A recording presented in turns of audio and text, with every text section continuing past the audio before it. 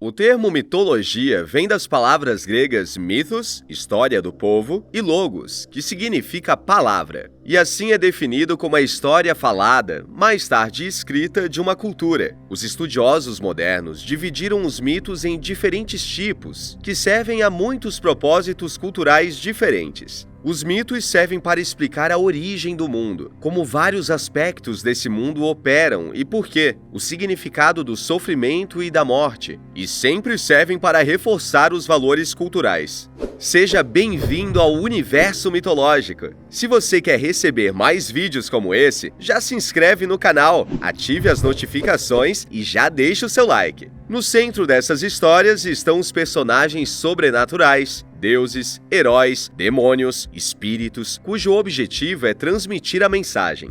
Essas figuras, quaisquer que fossem os outros propósitos a que serviam, eram expressões dos medos e esperanças do povo. Os deuses, em todas as civilizações antigas, eram considerados benevolentes em geral, mas sempre havia algumas divindades que escolhiam dificultar a vida da humanidade. Da mesma forma que tendemos a ser mais cuidadosos em agradar e tranquilizar uma pessoa que se irrita fácil, mais do que alguém que é gentil e descontraído, os antigos tiveram o cuidado de prever forças ameaçadoras antes de agradecer àqueles que apenas os quis bem. Amuletos, encantamentos, orações, gestos e devoções diárias eram usados para se proteger de ameaças sobrenaturais, e em alguns casos, essas práticas encontravam expressão em um ser sobrenatural específico.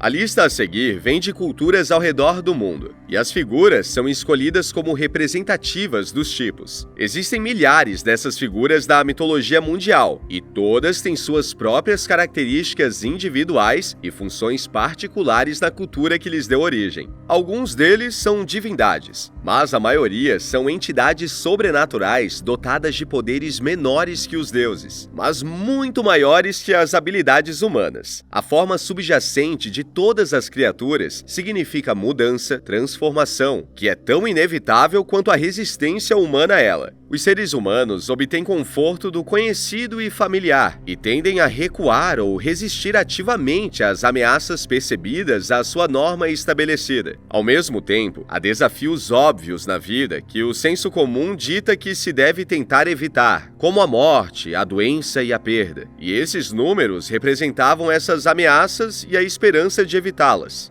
Entre os maiores temores dos antigos, a julgar pelo número de artefatos e encantamentos a respeito, estava a mortalidade infantil, porque ameaçava não apenas o crescimento populacional, mas a estabilidade social. Pazuzu, um demônio assírio-babilônico da Mesopotâmia, surgiu em resposta a essa ameaça. Ele é descrito como um humanoide com um rosto canino, olhos esbugalhados, pele escamosa, asas grandes, garras e um pênis com cabeça de cobra. E é mais conhecido nos dias modernos por seu papel central no romance best-seller da década de 1970 e filme O Exorcista. Nessa obra, Pazuzu é o demônio que possui o personagem principal, mas originalmente ele teria sido a entidade que uma mãe invocava para proteger seu filho. Pazuzu era sem dúvida uma força maligna e caótica, mas era precisamente por isso que ele era frequentemente chamado para proteção. Pequenas imagens e estatuetas de Pazuzu foram montadas nas casas, principalmente nos quartos das crianças, para esse fim. Pensava-se que a imagem invocava o próprio espírito, e uma vez que o humano estava honrando o demônio através dessa imagem, Pazuzu voltaria sua ira para qualquer que estivesse ameaçando a segurança do lar. Ele era mais frequentemente invocado contra o espírito demoníaco conhecido como Lamashtu, que atacava mulheres grávidas e crianças recém-nascidas. Bes é o deus anão do Antigo Egito que serviu a um propósito semelhante, mas também era uma divindade da fertilidade que presidia a sexualidade humana, o humor e a guerra, todos os modos de transformação. Ele foi invocado principalmente para a proteção de mulheres grávidas e recém-nascidos. No entanto, a sua imagem foi encontrada fora das ruínas das antigas casas de nascimento egípcias, como em templos dedicados a divindades femininas e fertilidade. Bes é retratado como um homem baixo com genitais proeminentes, pernas arqueadas, barba, com cabelos longos e desgrenhados, sempre sorrindo. Sua contraparte feminina era Bezet, que protegia as pessoas de fantasmas, espíritos malignos e demônios malévolos. Mas Bes estava mais associado à deusa da fertilidade e do parto, Taueret, geralmente descrita como um hipopótamo, Lâmia.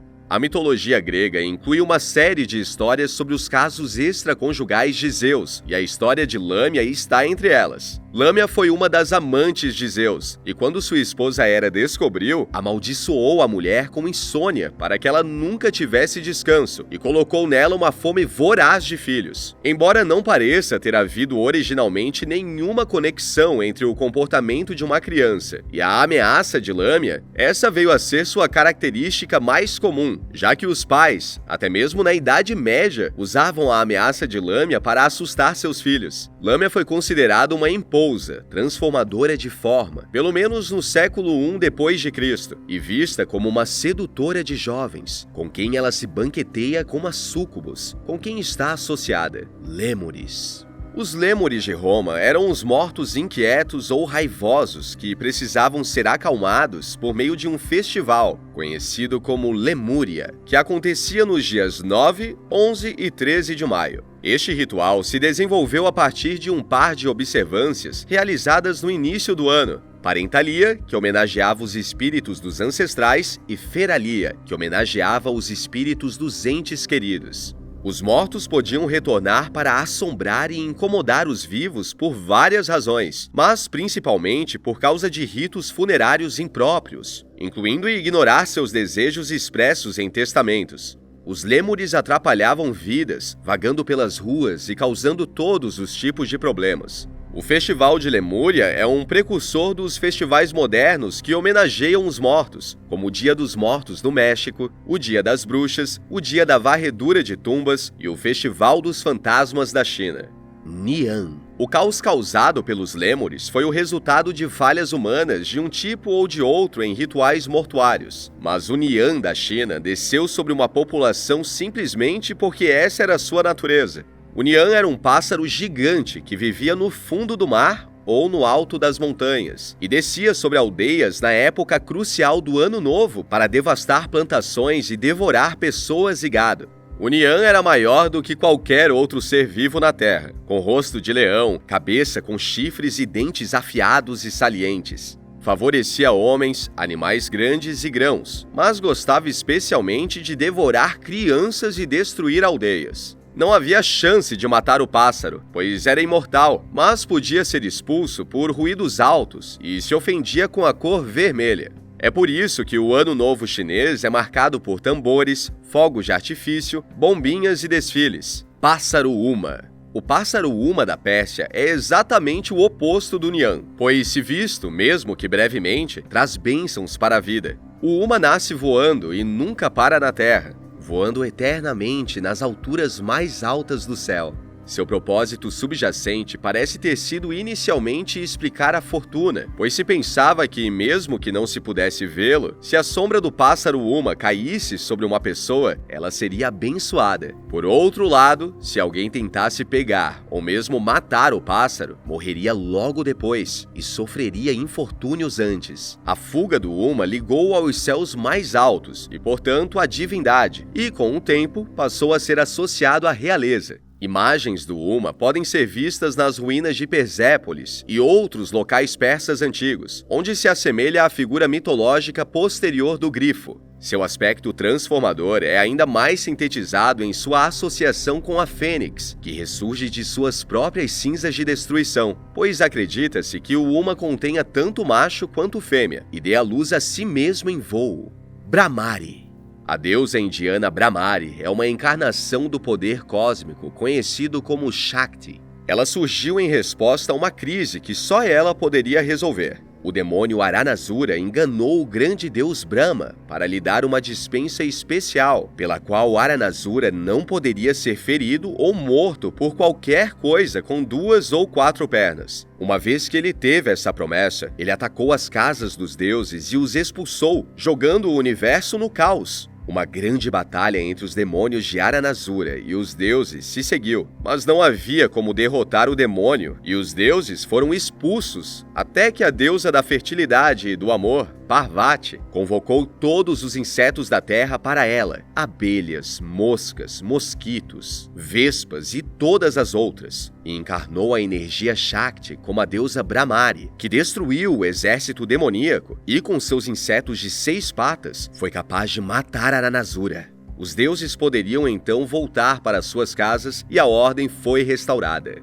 Ishitabi. A dualidade da ordem versus caos é um tema comum na mitologia, e na Mesoamérica encontra expressão individual na deusa maia da morte, Ishitabi. Ishitabi foi imaginada como o cadáver apodrecido de uma mulher pendurada por um laço dos céus, que confortava as pessoas que tiravam a sua vida e as trazia em segurança para o paraíso após a morte. A vida após a morte dos maias era um labirinto escuro e perigoso de curvas erradas e esquemas diabólicos destinados a manter a alma vagando pelo maior tempo possível, enquanto buscava a base da árvore do mundo no submundo, que ela então tem que subir para chegar ao paraíso. Ishitabi pegava a alma das pessoas que tiravam a vida antes de entrar no reino sombrio de Xibalba, e assim poupava mais miséria, tornando-se assim uma figura estabilizadora que garantia que nenhuma morte fosse marginalizada. Os maias, assim como outras culturas mesoamericanas, como os astecas e os tarascanos, também acreditavam em cães espirituais que realizavam a mesma função de Ishitabi para outras mortes, como afogamento.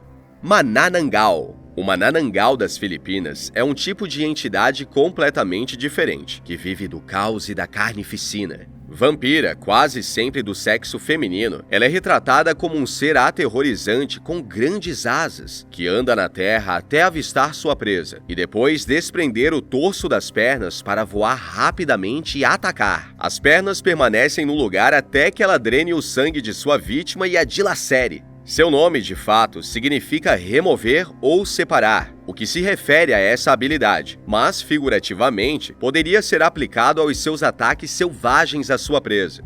Como muitas dessas criaturas mitológicas, acredita-se que ela goste especialmente de crianças, e com sua longa língua bifurcada, suga a vida de um feto enquanto a mãe grávida está dormindo. Jovens casais, noivos e as noivas também estão entre seus alvos favoritos, mas podem ser repelidos com amuletos e temperos diversos. O Manananggal simboliza o medo do escuro e do desconhecido, pois, como todos os vampiros, não suportava a luz do sol, que o mataria. Se alguém pudesse encontrar e matar sua metade inferior, uma vez que se destacasse, esfregando sal e ou alho sobre ela, o Manananggal morreria, mas arriscaria-se a parte superior retornar enquanto se tentasse isso. Akabeko.